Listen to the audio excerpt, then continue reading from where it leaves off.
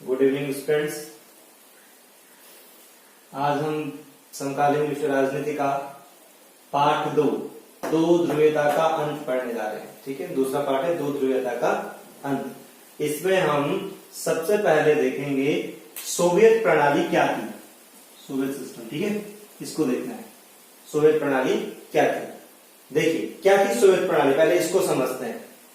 मैं कुछ लिख रहा हूं, ये है प्राथमिकता, ध्यान से समझिए क्या लिखा मैंने, प्राथमिकता। प्राथमिकता सोवियत प्रणाली के अंतर्गत प्राथमिकता किसको दी गई? ठीक है, देखिए राज्य को, पार्टी को,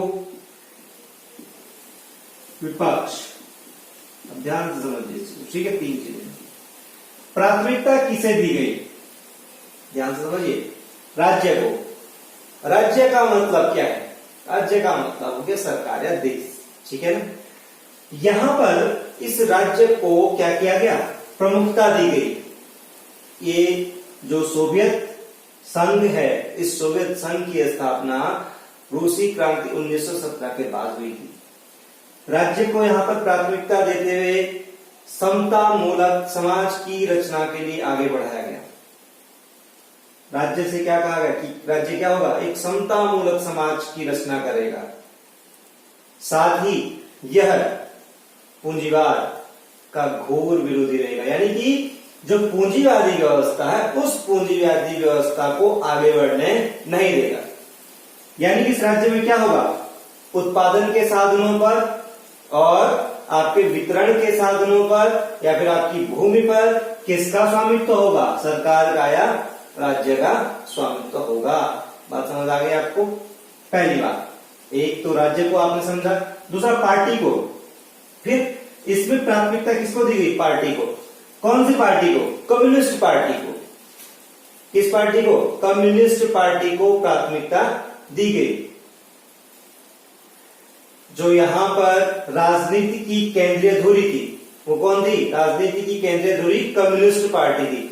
कम्युनिस्ट पार्टी ही सोवियत संघ के नीति निर्णय निर्माण सारा काम कम्युनिस्ट पार्टी का ही था।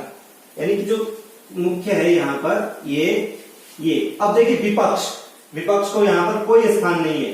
विपक्षी पार्टियों के लिए यहां कोई जगह नहीं है। विपक्ष को क्या कर दिया गया है, किनारे कर दिया गया है। बाई चांस अगर विपक्षी पार्टियां हैं भी वैसे थी, लेकिन उनका कोई इंपॉर्टेंस नहीं है। चुनाव के नियम इस प्रकार से निर्धारित होते थे कि पक्का था कि कम्युनिस्ट पार्टी ही चुनाव जीतेगी। तो सोवियत प्रणाली के अंतर्गत हम देख रहे हैं क्या कि किसको प्राथमिकता दी गई। तो किसको प्राथमिकता दी गई, राज्य को प्राथमिकता दी गई, पार्टी को प्राथमिकता दी गई। राज्य के क्या प्राथमिकता दी गई, राज्य और समाज, इसमें क्या है, उत्पादन या वितरण के साधनों पर किसका स्वामित्व, उत्पादन राज्य का या फिर समाज का स्वामित्व है। ठीक है, इसके साथ साथ ये क्या करेगा, पूंजीवाद की जो व्यवस्था है उस व्यवस्था को नहीं मानेगा, उससे दूर रहेगा। यानी कि अधिकतम कल्याण की प्रवृत्ति यहां पर हमको दिखाई दे रही है। और जो शासन सत्ता है वो किसके चारों ओर घूम रही है, एक पार्टी, और वो एक पार्टी कौन है, कम्युनिस्ट पार्टी। तो प्राथमिकता, एक चीज मैं आपको यहां पर समझा दूं, जैसे मैंने प्राथमिकता लिखा है बेटा, ये हेडिंग नहीं है। ये प्राथमिकता जो मैंने लिखा है क्या नहीं है, हेडिंग नहीं है। ये सिर्फ आपको समझाने के लिए लिखा गया है। ठीक है, ये आपको क्या है, समझाने। आपको इसको पॉइंट में लिखना है, आपको इसको पॉइंट में लिखना है। भैया एक पॉइंट आपको बता दूं, जैसे सोवियत प्रणाली के अंतर्गत प्राथमिकता राज्य और पार्टी को दी गई थी। इसमें विपक्ष के लिए कोई स्थान नहीं था। ठीक है, राज्य या सरकार उत्पादन और वितरण के साधनों पर नियंत्रण रखती थी। इसके साथ साथ जैसे भूमि हो गया और भी जो संसाधन है उन पर किसका स्वामित्व था, राज्य का। राजनीतिक क्षेत्र में कम्युनिस्ट पार्टी, जो पार्टी है कम्युनिस्ट पार्टी ही सारा कार्यभार देखती थी। तो ये पॉइंट हो गया एक हमारा। ठीक है, अब दूसरा देखते हैं, यहां पर अर्थव्यवस्था का हाल देखते हैं जरा हम। अर्थव्यवस्था, दूसरा हमने क्या देखा, अर्थव्यवस्था। देखिए अर्थव्यवस्था क्या थी, यहां पर कैसी थी अर्थव्यवस्था का क्या हाल था। ठीक है ना, अर्थव्यवस्था योजनाबद्ध थी। क्या कहा हमने आपको, योजनाबद्ध थी। अर्थव्यवस्था क्या थी, योजनाबद्ध थी। और अर्थव्यवस्था क्या थी, विकसित थी। अर्थव्यवस्था योजनाबद्ध थी और अर्थव्यवस्था क्या थी, विकसित थी। इसके साथ साथ राज्य के नियंत्रण में थी। इसके साथ साथ क्या कहा मैंने आपसे, राज्य के नियंत्रण में। ठीक है ना, और क्या थी, राज्य के नियंत्रण में, राज्य के नियंत्रण। तो समझिए ये दूसरा पॉइंट है। अर्थव्यवस्था क्या है, अर्थव्यवस्था एक तो योजनाबद्ध है, यानी कि सिस्टम में है, जैसे गिनती 1 के बाद 2, 2 के बाद 3, 3 के बाद 4, तो इसी प्रकार इसका क्या है, एक सिस्टम योजना के द्वारा इसको निर्मित किया गया। फिर दूसरा विकसित थी, और तीसरा राज्य के नियंत्रण। जो इकोनॉमी है हमारी, ये किसके नियंत्रण में थी, यहाँ पर राज्य के नियंत्रण में थी, ठीक है, और योजनाबद्ध थी। विकसित थी, किससे विकसित थी, शेष विश्व से। अमेरिका को छोड़ दें तो, अमेरिका को छोड़ दें तो, अमेरिका को छोड़ दें तो सोवियत संघ की अर्थव्यवस्था क्या थी, विकसित थी। अमेरिका की अर्थव्यवस्था सोवियत संघ की अर्थव्यवस्था से ज्यादा विकसित थी, ठीक है। हम समझ के आ रहे हैं कि सोवियत प्रणाली क्या थी। तो सोवियत प्रणाली के अंतर्गत हमने पहले क्या देखा, प्राथमिकता, फिर हम देख रहे हैं अर्थव्यवस्था। तो दूसरा पॉइंट क्या होगा, सोवियत संघ की अर्थव्यवस्था योजनाबद्ध तथा राज्य के नियंत्रण में थी। साथ ही अमेरिका को छोड़ दिया जाए तो यहां की अर्थव्यवस्था शेष विश्व की अर्थव्यवस्था से ज्यादा शक्तिशाली थी। तीसरा पॉइंट क्या होगा, ऊर्जा संसाधन, विशालतम ऊर्जा संसाधन। क्या काम है, विशालतम ऊर्जा संसाधन।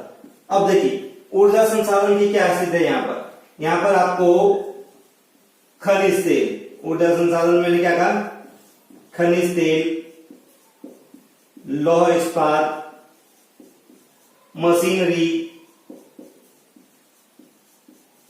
ठीक है, खनिज तेल, लौह इस्पात हो गया, मशीनरी हो गई, ये सारे यहां पर क्या मिल रहे हैं हमको, भरपूर मात्रा में देखने को मिलेंगे। तो सोवियत प्रणाली ऊर्जा संसाधनों की यहां पर क्या है, व्यापकता है या बहुलता है, जिसमें व्यापक मात्रा में आपके पास खनिज तेल है, लौह इस्पात है और मशीनरी उत्पाद हमारे पास मौजूद है, ठीक है। तीसरा, चौथा सॉरी, संचार प्रणाली। चौथा, संचार प्रणाली क्या है, यहां पर संचार प्रणाली, यहां की संचार प्रणाली उन्नत है। क्या है यहाँ की संचार प्रणाली, उन्नत। संचार प्रणाली किस अवस्था में, उन्नत। संचार प्रणाली का मतलब समझते हैं आप सभी, यानी कि एक जगह से दूसरी जगह सूचना पहुंचाने के साधन, तो ये क्या थे, उन्नत अवस्था में थे, ठीक है। इसके बाद पांचवा, परिवहन। पांचवा हमने क्या कहा, परिवहन। ये परिवहन व्यापक था, व्यापक रूप से विस्तृत था। परिवहन क्या कहा हमने आपसे, व्यापक रूप से विस्तृत था, यानी कि एक जगह से लेकर दूसरी जगह तक। जैसे मान लीजिए भारत है, ऊपर जम्मू कश्मीर, नीचे तमिलनाडु, तो जो परिवहन की व्यवस्था है वो तमिलनाडु से लेकर और जम्मू कश्मीर तक पूरी की पूरी है, ठीक है। पूर्व में असम से लेकर पश्चिम में गुजरात तक पूरी की पूरी परिवहन व्यवस्था है। अब इसके साथ साथ देखिए क्या तक, और जो छोटे छोटे गांव हैं, छोटे छोटे कस्बे, शहर है, वहां तक भी इनकी परिवहन व्यवस्था बहुत अच्छी थी। परिवहन में आप समझ जाएंगे, सड़क भी आ जाएंगी, वायुयान भी आ जाएंगे, जलयान भी आ जाएगी, रेल भी आ जाएंगे, ठीक है ना। तो ये जो व्यवस्था थी यहाँ पर, ये उन्नत थी।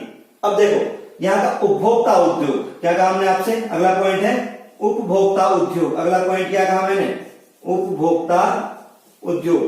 तो यहाँ का जो उपभोक्ता उद्योग था वो उन्नत अवस्था में देखने को मिलता है। किस अवस्था में, उन्नत अवस्था में। यहां का उपभोक्ता उद्योग, कहां का, सोवियत संघ का उपभोक्ता उद्योग उन्नत अवस्था में था। यहां पर कार से लेकर पिन तक सब चीजों का निर्माण हो रहा था। कहां पर हो रहा था ये सब, सोवियत संघ में। तो ये थी भाई सोवियत प्रणाली। क्या है ये, सोवियत प्रणाली को देख रहे हैं। यहां हम क्या कर रहे हैं, ये उन्नत है, इसका उपभोक्ता उद्योग क्या है, उन्नत अवस्था में है। इसके साथ साथ इसका परिवहन क्या है, व्यापक और विस्तृत फैला हुआ है। अब हम इसको देखेंगे कहां पर, इसकी जैसे सोवियत प्रणाली में भी हमने देख ली, अब हमें देखना है कि आखिर इस सोवियत प्रणाली का पतन क्यों हुआ, ठीक है। ये तो क्या है, सोवियत प्रणाली है, ये सोवियत प्रणाली है। अब हम देखेंगे इसका पतन क्यों हुआ।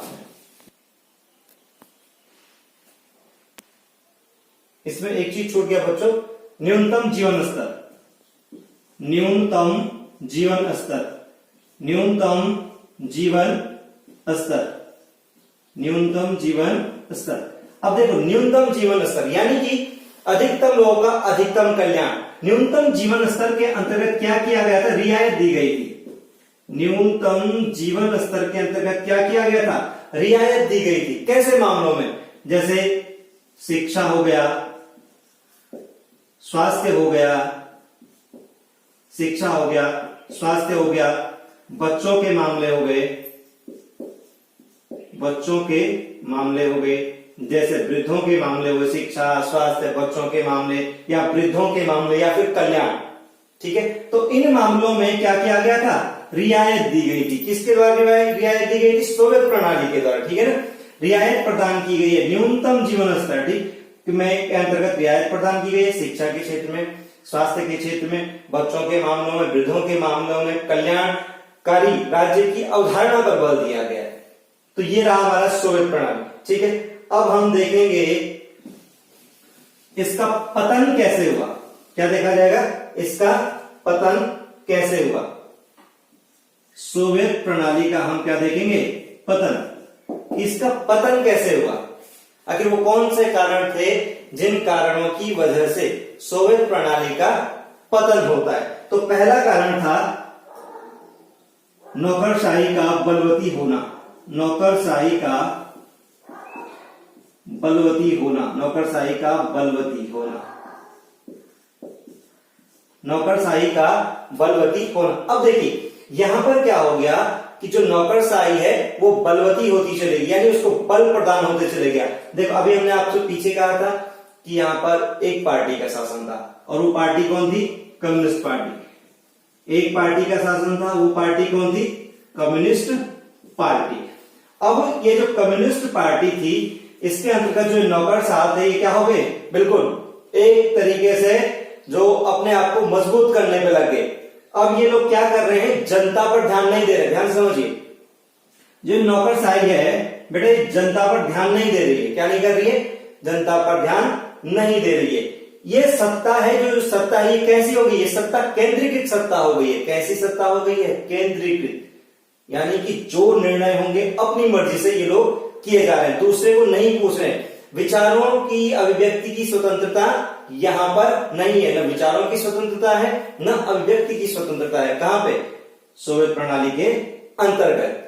तो जो यहां पर ये शासक वर्ग है, ये शासक वर्ग विशेषाधिकारों से लेस होता चला गया है। शासक वर्ग क्या कहा हमने आपसे, विशेषाधिकारों से क्या हो गया, ये संपूर्ण हो चुका है। और नागरिक जीवन, यहाँ का जो नागरिकों का जीवन है वो नागरिक जीवन कठिन होता चला जा रहा है। यानी कि जो नागरिक जीवन उसमें क्या है, समस्याएं उत्पन्न होती जा रही हैं।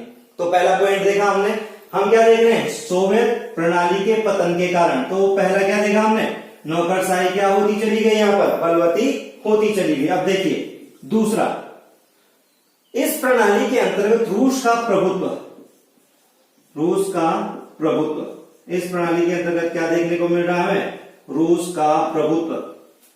देखिए जब सोवियत संघ का गठन हुआ था तो 15 गणराज्यों ने मिलकर, 15 गणराज्यों ने मिलकर सोवियत संघ के गठन में महत्वपूर्ण भूमिका निभाई थी, और रूस भी उन गणराज्यों में से एक गणराज्य था।